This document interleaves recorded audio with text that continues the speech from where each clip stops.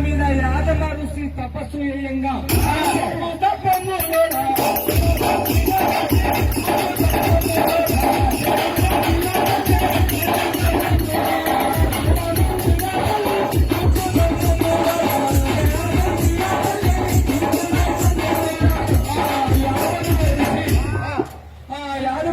తపస్సు చేయంగా ఉక్కు స్తంభంలో చేరడం మంది నరుడు నరముగ రూపు లక్ష్మీ నరసింహ అవతారం ఎత్తి హిరణ్యకశిపుని సంహరించడానికి చిన్నమయ్యే ఈ పరశురాముని అవతారం తల్లి నేను చిన్నవాడును ఎట్లా